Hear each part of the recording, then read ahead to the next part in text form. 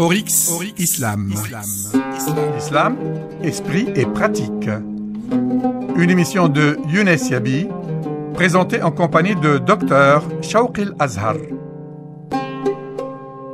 Bismillah ar-Rahman ar-Rahim. Assalamu alaikum wa rahmatullahi wa barakatuh. Bonjour Shawqi. Bonjour, salam alaikum wa rahmatullah. Bon, alors Shawqi, on s'est arrêté la semaine dernière sur... vous étiez en train d'expliquer la notion de charia, et comme quoi l'islam est l'une des sharias, est une charia. Bon, la notion de l'islam, c'est un peu élargi. Le mot vague peut être péjoratif pour l'islam, mais on va dire élargi, assez vaste. Donc, vous allez essayer de nous limiter aujourd'hui la notion de l'islam en tant que charia, parmi les autres, parmi tant d'autres. Oui, donc, bismillah ar-Rahman ar-Rahim, l'islam en tant que révélation, comme on l'avait relevé la fois dernière, n'est qu'une partie en vérité de l'islam en tant qu'ordre universel. Parce qu'au final, l'objectif, c'est de s'inscrire, comme on l'avait dit, dans cet ordre universel, dans cet islam qui régit l'univers. Et Dieu nous dit dans le Coran, « Ya ayyuhalladhina amanu udkhulu fi silmi kaffa » Ô vous qui croyez, rentrez dans la paix. Tous ensemble. Ici, il y a plusieurs lectures possibles. Plusieurs lectures. Tous ensemble ou dans tous ces aspects. Ah, voilà. C'est-à-dire l'adjectif kafa peut renvoyer à l'islam, al-muslimin ou les éléments de l'islam. Voilà, effectivement. Donc ici, kafa, donc dans tous les aspects. Dans tous les aspects de l'islam. De l'islam, oui. Voilà. Vous penchez pour laquelle des deux? Oui, je pense pour cette dernière, mais ouais. même si les deux sont possibles, parce que en vérité, souvent le tafsir du Coran, donc l'explication, l'exégèse du Coran, c'est des divergences qui ne sont pas de l'ordre de la contradiction. Non. Donc ce qui de l'ordre de la complémentarité. Voilà, plutôt. C'est ça. C'est des compréhensions qui se complémentent. Et le Coran, en vérité, est très riche et comporte beaucoup de, comment dire. Oui, quelle richesse. Voilà. Quelle richesse. Et donc ça fait, on a une tradition quand même ancestrale, une tradition de 1400 ans, et le Coran n'arrête pas 140 ans. Voilà, le Coran n'arrête pas de donner du sens qu'il porte. Et effectivement, les deux ne s'excluent pas mutuellement. Et donc ici, effectivement, rentrer dans Silm, qui est l'islam ou qui est la paix, dans tous les aspects pour pouvoir s'inscrire effectivement dans cet ordre. Donc rentrer dans la paix, l'islam, qui est ici, le Coran fait référence à l'islam en tant que Silm, en tant que religion. La paix, parce que c'est une des racines étymologiques de l'islam aussi. Donc rentrer la paix dans toutes ces dimensions. La paix avec soi, la paix avec les autres et la paix avec l'univers, avec l'environnement. Oui. Et donc c'est ça l'islam en vérité. C'est de s'inscrire effectivement dans cet ordre universel. Maintenant, chaque peuple a eu une voie qui va lui permettre justement d'accomplir cette fonction-là. Et c'est ça la charia. C'est ça en fait la nuance entre islam et charia. C'est que l'islam c'est cet ordre-là, c'est cette paix-là, c'est cet objectif ultime là, et la charia c'est le moyen. Voilà. Donc comme on l'a dit dans ce sens-là, on peut dire que l'oiseau, lorsqu'il fait ce qu'il a à faire, lorsqu'il vole, lorsqu'il pond ses œufs, etc., lorsqu'il va même fertiliser, même les terres, etc., eh bien il suit sa charia, il suit sa voie à travers laquelle il s'inscrit dans cet ordre universel. La feuille de l'arbre... Là, nous sommes en plein dans le lexique du mot Voilà, charia. tout à fait. La feuille de l'arbre, lorsqu'elle va produire la photosynthèse avec l'oxygène et avec le dioxyde de carbone qui est expiré par l'humain et avec les rayons ultraviolets du soleil et qui va produire donc avec la photosynthèse l'oxygène, bien il est sur une charia, il suit sa charia parce qu'il s'inscrit de cette manière-là vers cette harmonie avec cet ordre universel et il obéit à Dieu en même temps. Et donc effectivement ici, voilà encore une fois la distinction entre charia, la nuance entre charia et islam. Maintenant, revenons à notre sujet qui est les finalités de la charia, maqasid de charia. Cette notion de maqasid, finalité, pourquoi peut-être que c'est préférable d'utiliser le mot finalité, parce que c'est vraiment le but ultime. C'est pas au-delà duquel il n'y a plus de recherche, voilà, il n'y a plus d'objectif. C'est pas un but intermédiaire. Non, c'est un but final. Un but final. Voilà. Et donc, d'où finalité, c'est ça. Finalité. Donc, les finalités de la charia, en vérité, c'est les objectifs que la charia vient garantir. C'est un ensemble d'objectifs supérieurs sans lesquels on ne peut pas aboutir à cet islam. On ne peut pas s'inscrire dans cet ordre universel. Donc, c'est un nombre de finalités qui, en vérité, vont réaliser, ou bien que les enseignements de l'islam vont réaliser, et sans ces finalités-là, eh bien, on ne peut pas accomplir la fonction qui est la nôtre. Notre fonction existentielle ne sera pas appliquée. C'est cela qu'on appelle maqasid sharia, les finalités de la sharia. Donc, c'est les finalités. D'où elles viennent, ces finalités? Eh bien, les finalités, justement, elles sont induites de l'ensemble des enseignements et des prescriptions de l'islam. Quand on met l'ensemble des enseignements et des prescriptions de l'islam les uns à côté des autres, on va voir que tous, ils vont converger vers les mêmes objectifs, vers les mêmes finalités. Et donc, ces finalités-là... Et ils vont nous mener sur le chemin de cette charia. Effectivement. Et les finalités-là englobent toutes les prescriptions et tous les enseignements de l'islam. Il n'y a aucun enseignement ou aucune prescription de l'islam qui échappe en vérité à ces finalités-là. Et donc, ici, ces finalités-là sont les paramètres au travers desquels on va pouvoir estimer ou bien apprécier la valeur de l'action.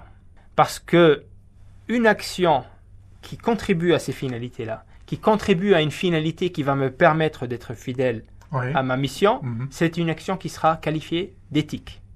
Une action éthique. Et une action qui va à l'encontre de cela, qui va m'empêcher de réaliser ces finalités-là, eh bien, ce sera une action qui ne sera pas éthique.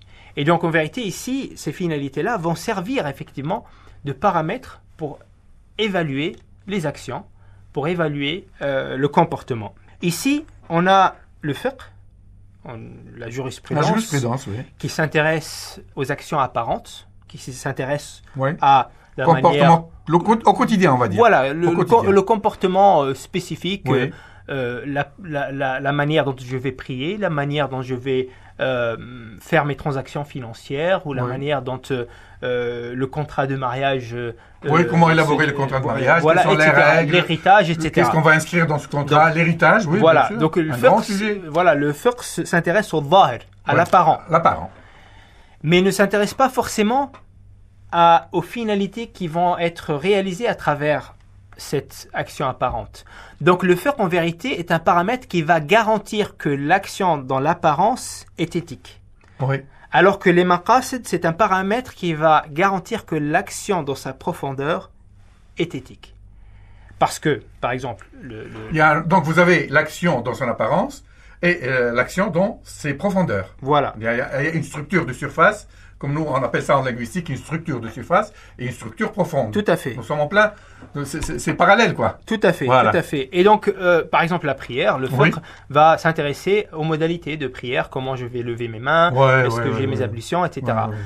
Or, les maqasid vont s'intéresser à ce qu'il y a au-delà de cela, les finalités de la prière. Est-ce que cette prière m'a permis d'atteindre l'objectif qui est convoité derrière cette prière, qui est par exemple de se recueillir, de retourner à Dieu, de me purifier de ce qui m'entrave en tant qu'être humain, d'avoir un moment de recueillement où je vais détacher des préoccupations du quotidien pour pouvoir s'arrêter un petit instant sur moi-même, me retourner vers Dieu, c'est ce qui est en vérité qui est celui qui va me permettre d'accéder à mon cœur, comme le dit le Coran, etc., etc. Toutes ces finalités-là, eh bien, c'est les finalités de l'islam qui vont s'intéresser à cela.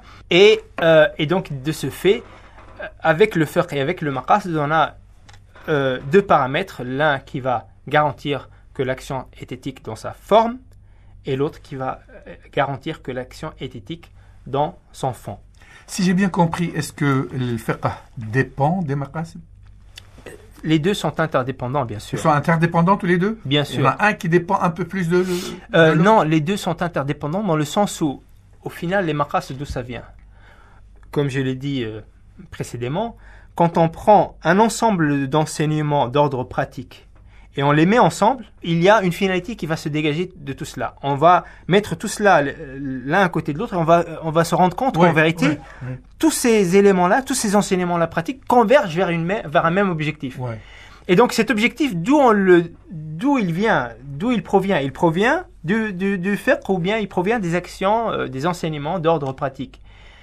Notamment aussi, pas seulement, mais aussi.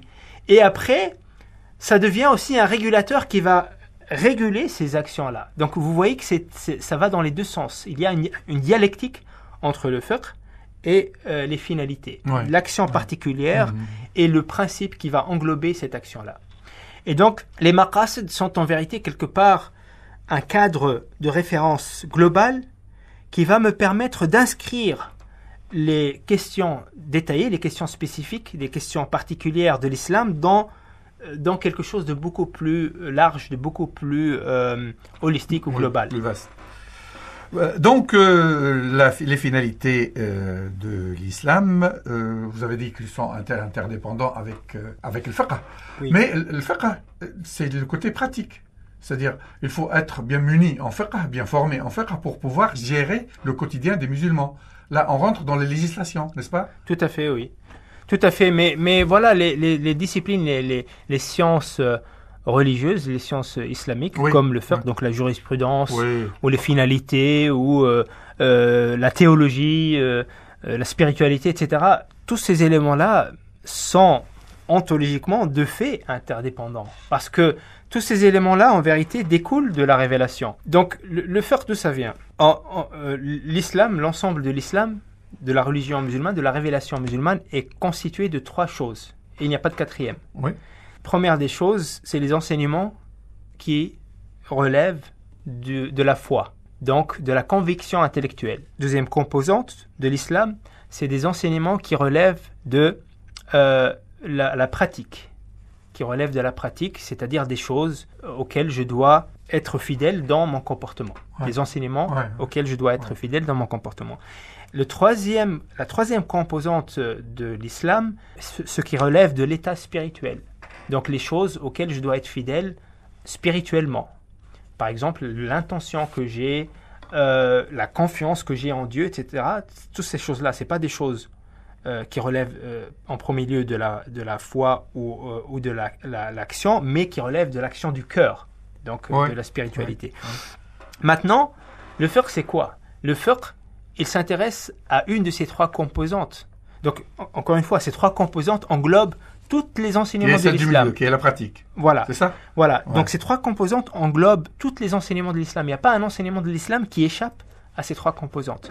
Maintenant, le fiqh s'intéresse à cette deuxième composante. D'ailleurs, il y a un hadith authentique qui relève cela, qui relève ces 3 composantes, qui en parle. Le fiqh s'intéresse à cette deuxième composante qui est les enseignements d'ordre pratique.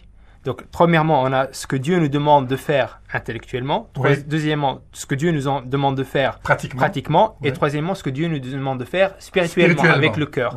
Le fiqh, c'est en vérité une articulation humaine de cette deuxième composante, de ce que Dieu nous demande de faire pratiquement. Donc, c'est une discipline qui essaye de comprendre ces enseignements qui relèvent de la pratique et de les élaborer pour essayer de se rapprocher le plus possible de la volonté divine quant à l'action. Et donc ici, si on comprend ça, si on comprend que initialement ces disciplines-là, ils viennent de la révélation et que la révélation, elle est interdépendante parce que quand on a la foi, ce qui est le premier volet, quand on croit en quelque chose, eh bien, de cette croyance va découler une action, normalement, qui est le deuxième volet, le fiqh. Et le troisième volet, qui est l'aspect spirituel, en vérité, c'est le lien entre les deux. Parce que des fois, on croit en quelque chose intellectuellement, mais on ne va pas être fidèle à cette chose dans notre pratique, parce qu'il y a, sur le chemin, il y a un problème. Il y a dans mon cœur quelque chose qui me fait pencher à autre chose que la chose que j'ai, en laquelle j'ai cru intellectuellement. Je peux croire intellectuellement une chose, mais dans mon comportement, j'y suis pas fidèle parce que sur le chemin, il y a un problème dans mon cœur qui me fait pencher vers autre chose dans ma pratique. Voilà. C'est-à-dire, si on planifie ça un tout petit peu, on facilite ça pour les auditeurs, on va parler de croyants qui ne pratiquent pas. Voilà, par exemple, je donne un exemple simple. Par exemple, intellectuellement, je suis convaincu que fumer est nocif pour la santé. Voilà, par exemple, oui. Mais dans mon comportement, je ne suis pas fidèle, je fume. Donc ici, sur le chemin, il y a un problème. Voilà. Je ne suis pas fidèle à cette conviction. Et ici, le troisième volet, qui est la spiritualité, va remédier à cela, va faire en sorte que cette foi, eh bien, elle va aboutir à un comportement en faisant en sorte que de faire le lien, donc de purifier le cœur de tout ce qui peut entraver la fidélité à la foi dans le comportement. Et donc vous voyez comment ces trois axes, ces trois éléments, en vérité, sont interliés, sont dans une relation dialectique. J'ai envie d'utiliser l'expression, c'est-à-dire pour parler du fonctionnement de ces trois éléments, ils fonctionnent en triangulation. Tout à fait. Il n'y a pas un ordre premier, deuxième, troisième, non. On a trois angles, on est sur un triangle, il y a trois angles, et chacun de ces éléments-là est sur un angle, et ils fonctionnent en rotation, tous les trois ensemble. Tout à fait. Ils se complètent tous les trois. Tout à fait. Parce que si j'ai une foi, de cette foi va découler une pratique. Et aussi, de cette foi va découler une spiritualité qui va, elle, alimenter encore plus ma foi et ma pratique, etc. Donc, il y a effectivement cette relation dialectique et les disciplines ou les sciences religieuses, les sciences islamiques appréhendent ces trois éléments-là. Et donc, de facto, les sciences islamiques doivent être des sciences qui sont interliées. Donc, quand je fais du fiqh, je ne peux pas faire fi de la foi, je ne peux pas faire fi de la spiritualité. Il y a une liaison qui doit être établie. Et les finalités de la charia, en vérité, quelque part... Une liaison viscérale. Hein. Tout à fait. On ne peut pas les séparer. Tout à fait. Et donc, on ne peut pas isoler l'un de ces éléments, impossible. Non, impossible. Donc, et les finalités de la charia aussi vont servir aussi de lien à ces disciplines aussi, comme on le verra dans la semaine prochaine. Oui. Vous avez bien compris que l'émission vient de se terminer. Elle se termine à ce moment-là. On se retrouve donc vendredi prochain, Chaoukri. Pour parler de quoi exactement? Annoncez-nous l'émission de vendredi prochain. Donc la semaine prochaine, on peut peut-être aller plus en détail dans les finalités de l'islam en tant que discipline. Cette discipline qui est maqasid al-sharia. D'accord. Donc voilà, Chaoukri vous a annoncé déjà le contenu de l'émission du vendredi prochain. Quant à vous, restez sur Oryx FM. Au revoir et à vendredi prochain. Oryx Islam.